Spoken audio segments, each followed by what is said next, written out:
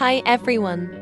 In today's video, we're going to solve a common error that many people face when using XAMPP or PHPMyAdmin. This error often appears when your PHP configuration or server settings aren't set up properly, or sometimes due to compatibility issues. Step 1. First, check if your PHP version is updated or not.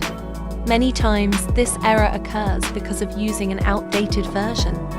To update, go to the official XAMPP website and download the latest version. Or, you can replace your existing PHP folder with the updated one. Step 2. Open your php.ini file. You'll find this file inside the PHP folder in your XAMPP directory. There, you need to enable some extensions like extension equals miscli, extension equals plu_miscol, extension equals mstring. If these lines are commented out, there is a semicolon at the start. Remove the semicolon, then save the file.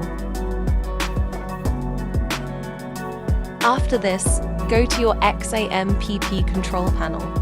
Stop Apache and MySQL, and then start them again.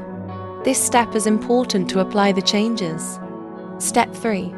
Now, check your config.inc.php file. You'll find this file inside the FMyAdmin folder. If you follow all these steps properly, this error will usually get fixed.